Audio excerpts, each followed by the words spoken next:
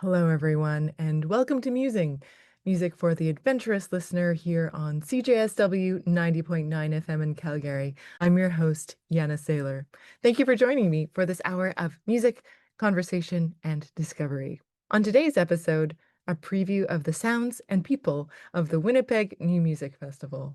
In this episode, we take a closer look at the ideas and voices shaping this year's festival as I converse with featured composers Harry Stafylakis, Christopher Theofanidis, and Kelly Marie Murphy. We'll talk about their music, their creative processes, and the importance of new music today. We'll also hear from the CC Duo, feature performers who will present some of the festival's most compelling repertoire. This is a conversation about sound, collaboration, and what's ahead.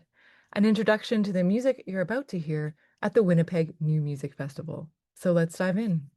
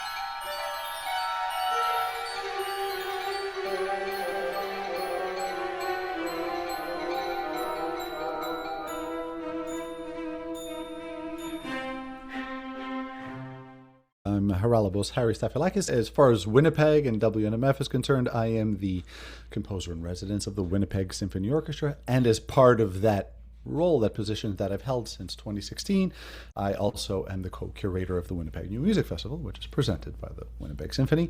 So that's my immediate role in these proceedings. More broadly, I'm a composer. I'm a creator of music, of art, sound art, of something in that realm. I come from a double background as a progressive metal musician and a classical pianist and composer. So in my practice, I combine those two things in a variety of ways, amongst other things. I'm also just a lover of John Williams and classic film scores and of traditional Greek music that I grew up with in my Greek household and so on. My practice is bringing those things together, sometimes more on the metal side, as with my work with the Hard Rubber Orchestra and my album Calibrating Friction, or working with Animals as Leaders, whom we presented at WNMF a few years ago, or in other times much more classical. In this case, I have a symphony that's being my third symphony that's being premiered by the WSO at this festival. So that's me in a nutshell. I live in the New York City area, have for the last, 13 years or something like that, 14, I've lost track, but I come from Montreal, so I am a Canadian boy. Awesome. Can you tell folks a bit more about this really significant premiere of your symphony and what people can expect and maybe what you'd have them listen for? Sure. The Symphony Number 3 is subtitled Beyond Horizon. Daniel Reiskin, the music director of the WSO and artistic director of WNMF, and I have been working closely together for many years now as part of the WSO. And part of that is figuring out together what are the things, my project, besides the curating and the programming and the directing of the Michael Nesbitt Composers Institute, now recently freshly named after our premier patron. Besides those things, for myself as an artist, as a creator of sounds, what are the projects that we will collaborate on? And it's wonderful. I get free reign to do whatever I want, but it also makes sense to collaborate with our conductor, our music director, and with the orchestra to create projects that make sense. And over this decade that I've been with the WSO, we've developed many multitudinous varied projects, some purely symphonic, some concerti featuring soloists of various kinds, whether it was Rachel Barton Pine and with my violin concerto, or Jenny Lin with my piano concerto, and so on. And gradually we've been building up the monumentality, the epicness of these pieces. We started off with these 10-minute overtures, and we've gotten to these 20-minute concerti, and it made sense to us that in my final year, that this final big project that I'd write for the WSO would be the ultimate orchestral composition, a symphony. The third of them, and my largest one in its way. In particular, it's an ode to Winnipeg, it's an ode to the WSO, to this wonderful decade that I've spent with the orchestra. It's been an incredible experience, and I wanted to put a lot of that personality, that sense of experience, that sense of journey, of growth. When I joined, I was a fairly green 30-something composer, and now a solidly established 40-something composer. And at the same time, there's a sense of circularity, both with this WNMF in general and with the symphony, of this coming back full circle. It's actually based on some themes that I developed years before I'd even joined the WSO, but never really amounted. It was just isolated ideas, and I dredged them up and brought them back together and composed a large multi-movement work in my current voice and with my current skills and abilities and whatever. And it also happens to be inspired by the great Robert Jordan epic fantasy series, The Wheel of Time, which is all about the circularity of time and ages coming and going. So there's a lot of little references to that, though only fans of the novels need care about that. Sorry for the long-winded answer. There's got to be some super fans out there. Yeah. Not the TV show, by the way. All due respect, but no, the books. Talk to me about the significance of the WNMF to the life of the WSO and also to new music scene in Canada. Sure. The Winnipeg New Music Festival has been going strong since the 1991-92 season, when then music director Bramwell Tophy was the music director of the WSO, and Glenn Beer, Glenn Beer is the composer in residence, and together they crafted the idea of this Winnipeg New Music Festival, and it grew on a life of its own, and hence almost a separate branding, this whole WNMF thing, as opposed to just another set of concerts from the WSO. The Winnipeg Symphony is a wonderful orchestra, one of Canada's premier symphony orchestras, and classical institutions of that kind. But in a sense, it is a regional orchestra in the sense that it caters to Winnipeg and Manitoban culture and community primarily. WNMF is international. It really is. It represents WSO's kind of national and international calling card. It's what it's known for outside of the wonderful scene, local scene in Winnipeg and in Manitoba. Canada doesn't really have much by way of contemporary art music festivals anymore. It used to be that many of the orchestras or other institutions had festivals dedicated to contemporary art music or classical music or whatever we want to call it, as well as composers in residence. And gradually, especially through the COVID era, these positions have been whittled away and the festivals have been reduced and eventually have disappeared entirely. And somehow WNMF keeps thriving and keep going. We continue to present. Now it's 2 weeks, 6 events spread over 2 weeks of this festival where we bring in major artists from throughout Canada, from the US, from Europe, and so on, both performing artists and composers. And it's a time where we really do celebrate classical music or art music or concert music as a living art, not just museum piece, which is also a wonderful thing to do, don't get me wrong, but it is nice to just take some time and like, hey, it's not just one piece by a living composer amongst a bunch of Mozart and Beethoven and whatever, which is great. We should do that too. But in this case, it's all just like new, fresh stuff, and some will love and some will hate and some will. And that's part of the point. It's part of the idea of going to a modern art exhibition or whatever, where you're going to walk by certain things and they'll strangely grip you and others will repel you. And that's a wonderful experience. And that's what we go for. Makes you feel things. Makes you feel things. Yeah, imagine. Other than frustration and anxiety and whatever else the world has to offer us. That's just our regular MO, yeah. You've given us a wealth of things to include, but is there anything else you want to make sure to talk about or say about the festival?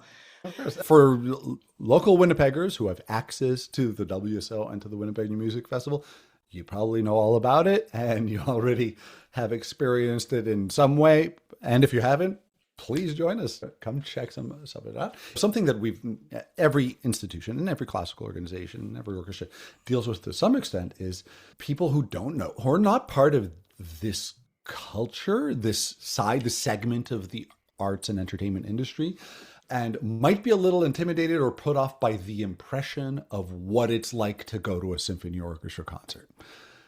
And I'd like to say, if that might describe any of your listeners, this is one where you feel like you need to dress up in suits or tuxedos or whatever, gowns, and come to this thing and sniff the cork of your wine bottle.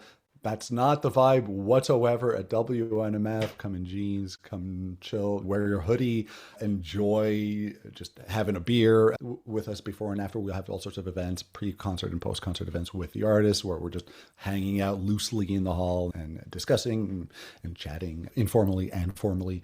And as I alluded to another question is, it's going to be a little bit weird and you're probably going to come across some unexpected things and some things that you'll really like and some that you really won't. And that's cool. Come try it out. And if nothing else, the very first concert, what we call the WNMF Launchpad, that's going to be the first event, which that's on Wednesday, January the 21st. That's a couple days from now, I believe, as you're hearing this. That concert is free and it features the Winnipeg Symphony Orchestra. And it's a full program of contemporary orchestral music by some of Canada's most talented emerging composers. So younger composers, these are coming out of college or out of grad school for the most part, or just getting started on their professional careers as composers. And the WSO is presenting this for free as a kind of a tribute and as a gift to the community and as a way for people who maybe aren't as familiar with the symphonic world to come check something out in a kind of casual and low stakes way.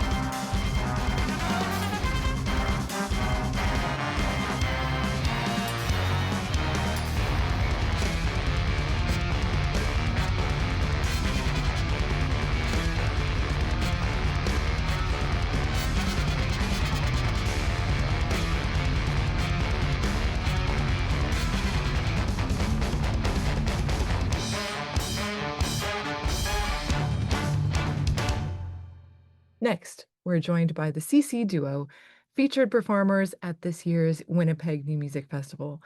Known for their innovative performances and adventurous programming, they talk about collaboration, interpretation, and what it means to bring new music to life on stage. Welcome, CC Duo. And for folks that are just encountering your work for the first time, tell us about who you are and how you describe your creative output. We are CC Duo, CC standing for both of our family names. My name is Steve Cowan, and Adam Ciccolitti is my partner in crime. We've been playing together as a duo since I think our first professional gig was about 10 years ago. Since then, we put out 5 albums, Adam, is that correct? Yeah. 5 albums. We've toured Canada and the US, and we do many different things, but we've developed 2 sides to our duo. One being we arrange a lot of early 20th century piano music, and the other is we play a lot of new music. We've commissioned a lot of pieces for just 2 guitars, a whole set of music for 2 guitars and electronics, of many of which pieces we'll be playing at this concert. And we also most recently did an album of 6 concertos for 2 guitars that we commissioned and recorded. And it's rare to obviously have the opportunity to perform these, but we'll also be playing one of these at Winnipeg New Music Festival. So it's a great opportunity for us to show our new music side of the 2 sort of sides of the coin I just explained. Yeah, which we don't get to show as much as the other side. We do a lot of touring and we're playing a lot of piano music, classical music, traditional repertoire, but this is more cutting edge and it's more exciting, I think. So what does it mean to you both to be a part of the Winnipeg New Music Festival? Such an established institution. It's really exciting for us. It's the first time that the duo is being part of it. We've been talking to them for a number of years. We first commissioned Harry Stafylakis, who's been artistic director, or part of the artistic direction of the festival in 2017, and he wrote a piece for our first new music album called Focus, and we had a lot of success with that. We had a lot of fun, and then eventually we commissioned him again for one of these new concerti, and he was also part of this, actually still is part of this group of New York-based composers called Iceberg. So it's basically when we were in Ottawa, we did a premiere of something like 10 pieces where it was guitar and electronics, Harry's pieces being among them, other Iceberg composers being part of that. And so we felt it would be cool to program some of that music into our Winnipeg New Music Festival concert. So that's why our first gig, I believe that one is on the Wednesday evening, is all guitar and electronics.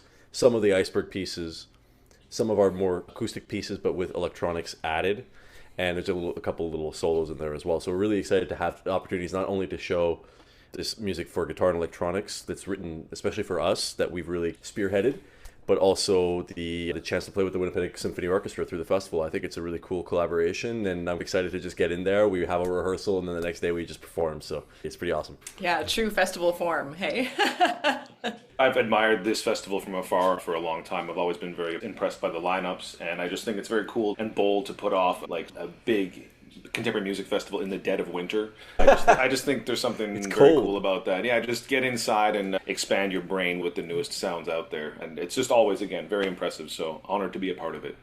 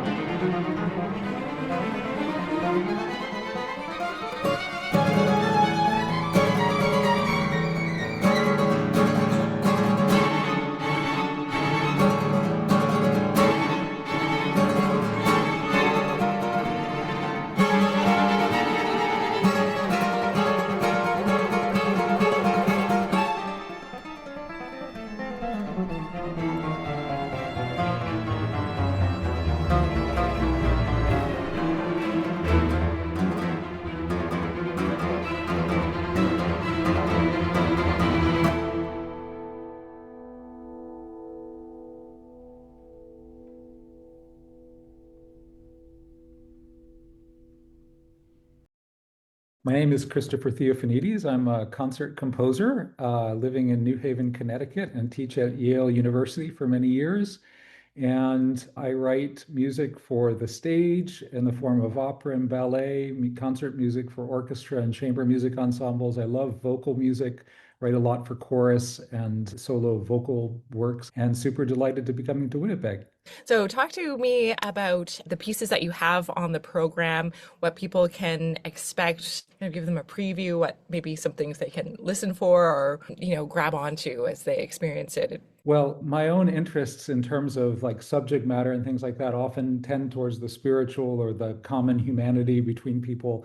And so the pieces that are going to be in the festival, the first one is called Rainbow Body, and it's a piece of mine that's probably the more performed of my works over the last 25 years or so. And it connects the music of Hildegard of Bingen in the form of one of her chants from the 12th century, actually, and the idea of Tibetan Buddhism called Rainbow Body. And that's the idea that an enlightened being doesn't die material death, but is absorbed back into the universe as energy and spirit, which I thought was a really beautiful idea. And somehow, in thinking about the music of Hildegard, I had that same feeling about her work, is that music, 900 years later, is still around and doing its beautiful thing. And a part of her being is still in circulation in a way for humanity, which I thought was really super beautiful. So that piece is on the program, and I'm happy to have that. Represents 25 years ago for me. Then there's another piece called A Thousand Cranes, which is a work for string orchestra and harp that I wrote a number of years ago as a tribute to a close friend of mine who's from Hiroshima. He asked me to do something beautiful about the town of Hiroshima. He obviously the atomic bomb history looms so large over that city, and I visited him there now a number of times. And this one of the stories there that really grabbed my attention was a story of a little girl named Sadako Sasaki, who, in the aftermath of the bomb, made 1,000 cranes, and in a kind of symbol of hope and gesture of optimism, did this. And then when she did that, she continued on and started towards another 1,000 cranes, which I thought was really beautiful. And so this piece is kind of framed by that story in a way. There are three movements. The first one is called Stars and Sonnets, and kind of represents simplicity and directness and the beauty of youth in a young person. The second is called Wind Spirit and is kind of a dark gestural underworld. And then the third is called Sadako and represents kind of a bright, open spirit singing out to the universe. So that's 1,000 Cranes, and that's going to be done on the second piece of mine there. And then the last piece is a really recent work. It's a clarinet concerto called Indigo Heaven. And it's written for my friend, my schoolmate friend from, like 35 years ago, named Stephen Williamson, who's now the principal clarinetist of Chicago Symphony, and he's coming up to play the performance, which I'm super excited about that he's doing. And this will be the third performance of this piece, so I'm really happy that the Winnipeg Festival is doing this. It's three movement work with cadenzas and things like that, and this starting point for it is a novel by a historical fiction writer named Mark Warren, and kind of takes place post US Civil War. And it's basically about ways of seeing beauty in nature. And so each of the three movements kind of opens up to a different part of nature that are very much part of the storyline in the Mark Warren novel. So those are the three works. Wonderful. I'd read the little footnotes, but it's wonderful to hear you explain them. What does it mean to you to be taking part in this festival? A number of days that people will be able to experience your work, and you'll be able to take in the work of others. Yeah, I'm super excited to be coming to the Winnipeg Festival. I mean, I think, implicit in the name festival is a sense of celebration and joy. And in any time somebody puts together a festival, I feel like it's a cause for celebration because it's honoring beauty, creativity, things that people can do that bring us together and represent our best sides in a lot of ways. And, I'm really excited to come and be part of a very active couple of days there. I mean, it's the 10 days full on of workshop, meeting young composers, working with them, seeing what they're up to, what they're interested in, hopefully being part of a brainstorming session with a lot of people. Kelly Marie Murphy and Harry Stafylakis, Polina Saikinskaya, many of them are people who I've known, and I'm really super excited to see again and work with. and kind of hopefully have a lot of discussion that opens up new ways of thinking and add something to the community. We're all really happy to be there. Yeah. Can you talk to me a little bit about, the Composer Institute and that the aspect of mentorship that is so important to the development of composers? One of the things that's so helpful for young composers is to be part of more than their immediate community, is that and that's why festivals are so important, is that you put yourself in a different context and you hear other kinds of ideas and other ways of doing things. And I'm always super excited. I work in a couple of different festivals during the summer, and I'm always super happy to see what people who are starting out their path in creative music writing are doing and interested in, and stimulating kind of thoughts with them. So in the workshop, I know that we'll have some sessions to look at some of their music up close and give thoughts and ideas for that. But then there are other kind of, just professional development things, like how you go into an orchestra rehearsal. What kind of things do you prioritize? It's such a limited and narrow focus, and people don't have opportunities to do that all that often.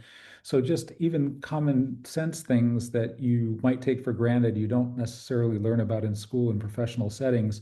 This is a great place to do that, and to just point out things that and share it with people who are open and interested in hearing that. And particularly looking forward to having the various panel discussions with my colleagues and seeing where we can take certain kind of conversations. So really happy about that.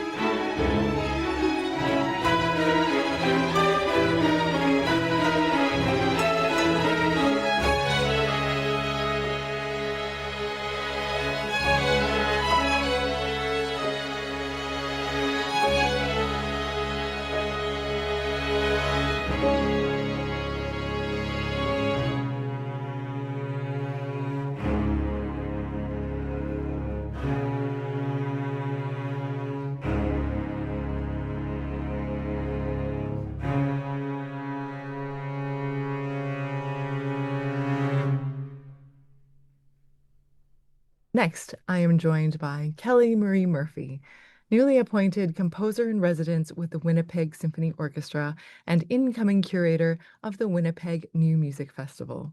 We talk about her music and the perspectives she brings to shaping future WSO seasons and festivals. My name is Kelly Marie Murphy, and I started studying composition when I was a student at the University of Calgary. So I got my Bachelor of Music with a specialization in composition. Then I stayed and did a master's degree.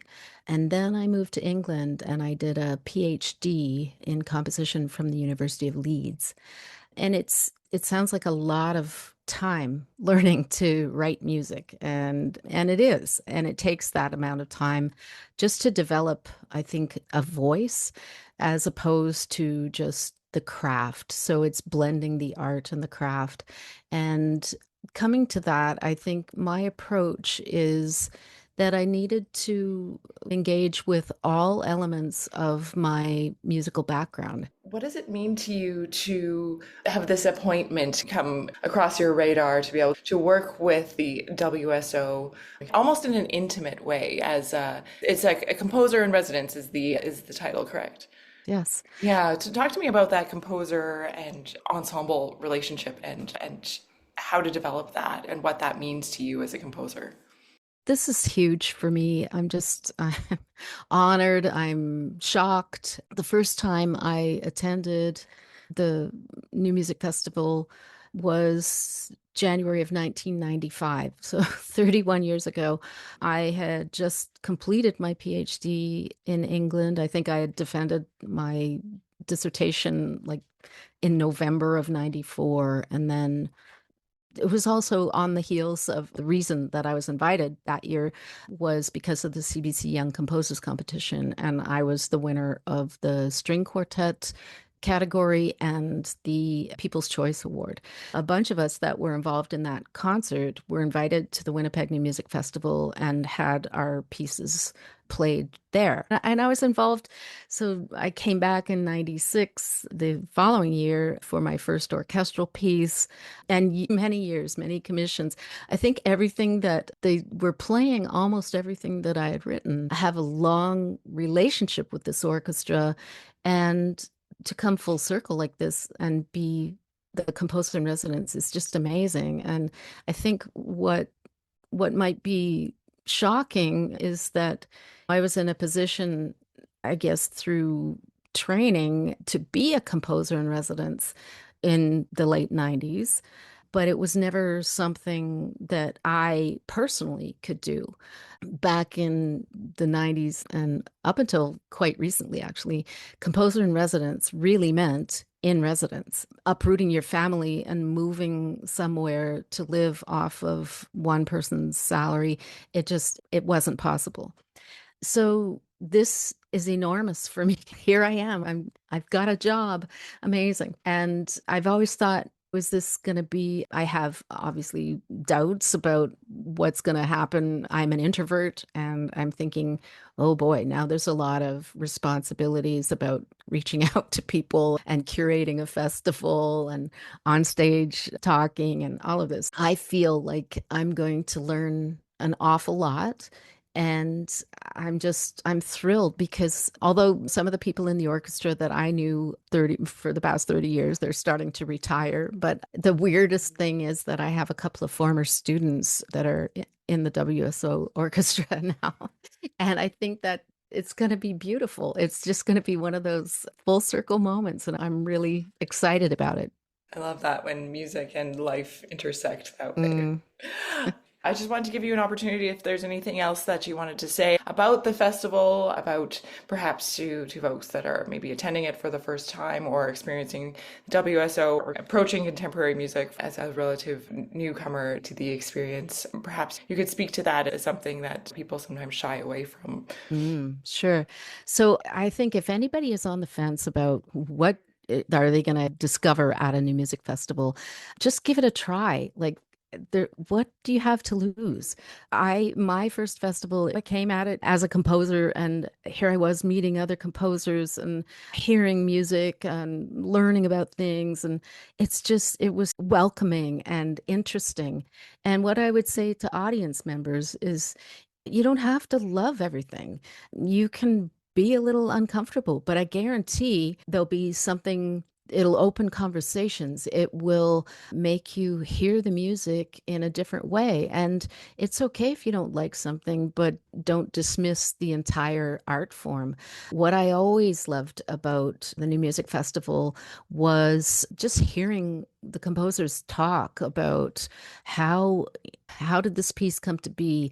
What were the pitfalls and the perils, and how did you get over that? And just all of those things, and hearing the soloists. And I think all audience members can get something from that.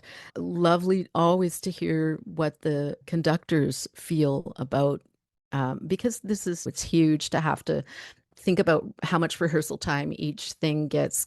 Is this piece possible within that rehearsal time? But I just think that Bramwell used to call it the ripped jeans crowd, because the concert subscription holders, and they would come, but then there are all these extra people that we might not see at a regular subscription concert through the year. And you are just so welcome to learn and to ask questions. And we don't expect you to know whatever etiquette. You can come and learn that and be a part of something new and something that is occurring in your time, in the classical music of your time. So I encourage everyone to come, and I encourage them to, if you see somebody on stage and you see them after the concert, go up and say something. This has been Musing on CJSW 90.9 FM in Calgary. I'm your host, Janna Sailor. Thanks for joining me for this celebration of creators and ideas. Musing is a production of the Canadian Music Centre Prairie Region and is heard right here in Calgary and on all major podcast platforms. As we close, we acknowledge that this episode is created and heard on lands across what is now known as Canada, lands that have been home to Indigenous peoples since time immemorial. We recognize the enduring presence, knowledge, and stewardship of First Nations, Inuit, and Métis peoples, and acknowledge them as the original music makers, creators, and caretakers of these lands.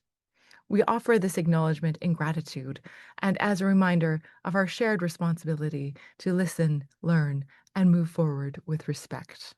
Until next time, thanks for listening and supporting Canadian artists in your community. Take care.